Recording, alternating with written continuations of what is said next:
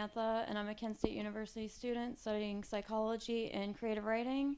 And the first poem I'm going to read is called His Dream. He spent so many days doing whatever it took to achieve the dream. What is this dream that he had? A dream where he had all the money that he ever wished for. A dream where he had the job that he always wanted. Everything he wanted, he had the potential to achieve. He spent many hours pleasing others to make it to the top. He spent many hours pretending to be someone other than his true self. Many social events and gatherings to make sure that people noticed him. Many nights spent staying up all night alone doing work for others. It would all be worth it in the end, right? It would all be worth it because he knew that the dream was closer now than ever before. What he didn't realize was the opportunities and memories that he missed while reaching for this dream. Family time and sporting events for his children never fit into his schedule. Real friends were out of the question, since he was eager to please those who may never even remember his name. By the time he realized what he had missed out on because of his greedy and ambitious lifestyle, it was too late. Too late to get that time back, and too late to spend that with the people who mattered the most. His entire life was spent reaching for a dream that took a lifetime to reach, only to find that the top is lonely when you leave your loved ones at the bottom. Success meant nothing to him when he shared it with himself. Those people that he impressed by being someone else had moved on to their next project already. Where did the man go that he was before all this began? That man got lost on the journey to reach this dream, and he could never get that man back. This next poem is called The Wandering Mind. There goes her mind again, spinning in circles so fast that she can barely stand due to fear of falling flat on her face.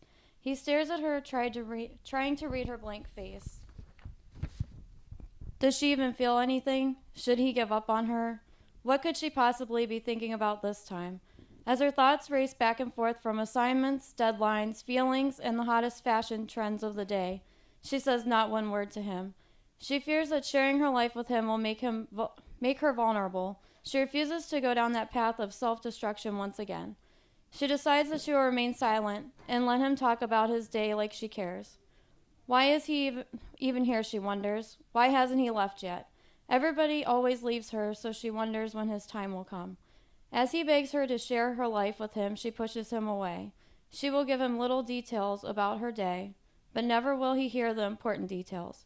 Those are kept safe from the world and remain in her wandering mind. He won't care anyway, so why does he constantly have to keep asking?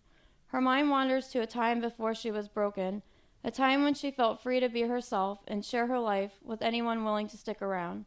She remembers how great that made her feel and wished she could have that feeling once again. Where did she go wrong? How could she get that time back? Whatever happened to that girl? That girl is long gone and was left broken on the steps of the home where someone left the pieces of her heart. No matter what he did to get her to open up, she knew that she never could. Her mind goes back to wandering. When he will leave, as his mind wonders how long she will let him stay. All right. This next poem is called Poetry is Life.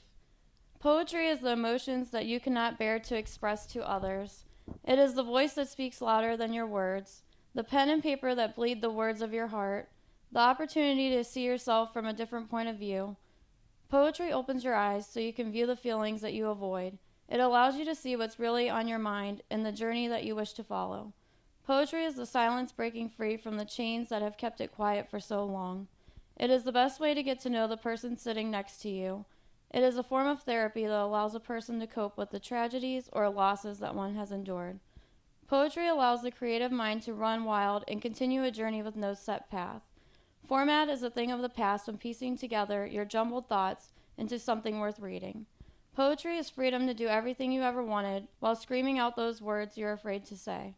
Nothing is out of reach, and nobody is exempt from the words that flow across the paper like an outpour of relief.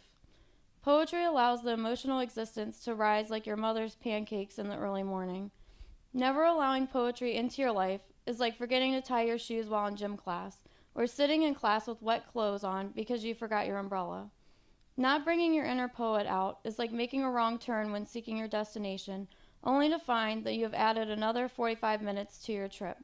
It is like running through the woods wild and free until you hit that destructive patch of thorns.